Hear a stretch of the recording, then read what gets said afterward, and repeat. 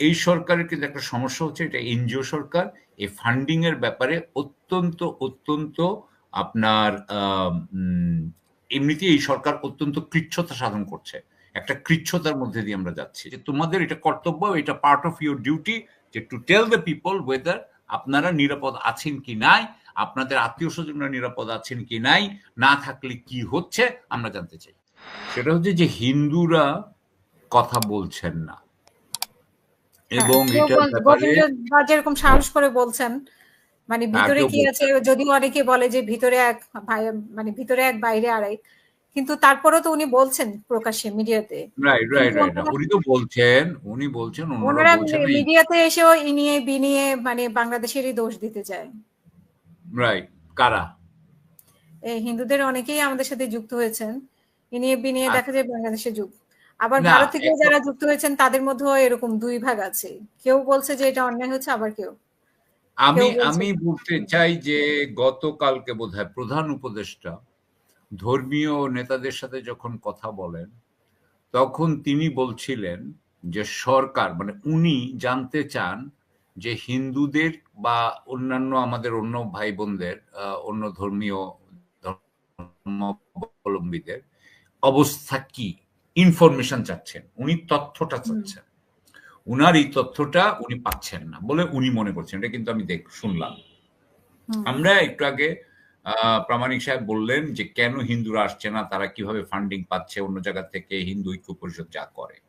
আমার কাছে মনে হয় এখানে ৩টা সলিউশন আমাদের আছে।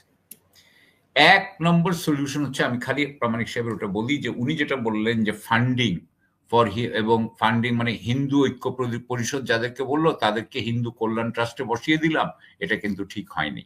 এটা কিন্তু সরকার ভুল করেছে এবং এটা আমাদের মনে রাখতে হবে। এবং তার যেটা উচিত, সরকারের যেটা উচিত সেটা হচ্ছে যে বাংলাদেশের পক্ষের যে হিন্দু নেতৃত্ব আছে যদি পাওয়া যায় তাদেরকে ফান্ডিং করা। এই সরকারের কিন্তু একটা সমস্যা হচ্ছে, এটা এনজিও সরকার।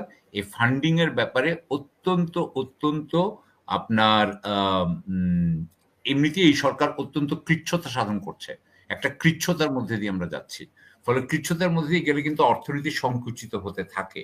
সুতরাং ওনারা কিন্তু আমাদের অর্থনীতিকে সংকুচিতই করছে।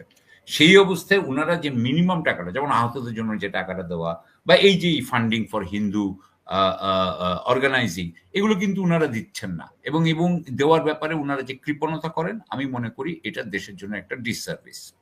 এনিওয়ে, আমি মনে করি যে এখানে দুটো জিনিস সরকার আরো করতে পারেন।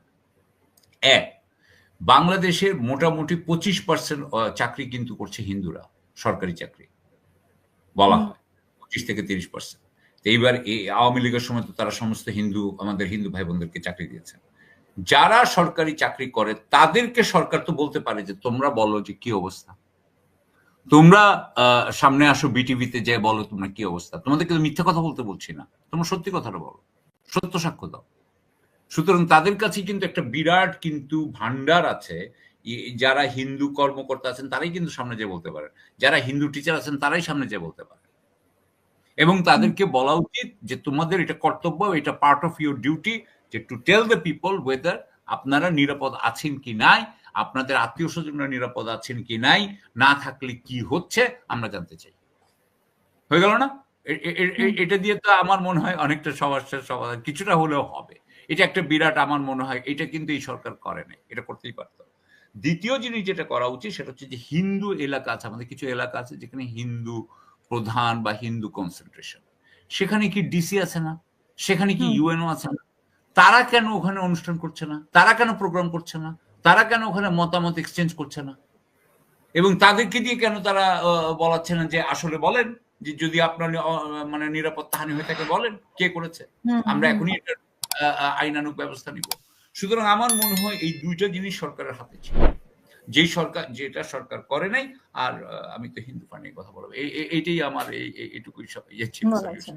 Thank you. অসংখ্য ধন্যবাদ। আমরা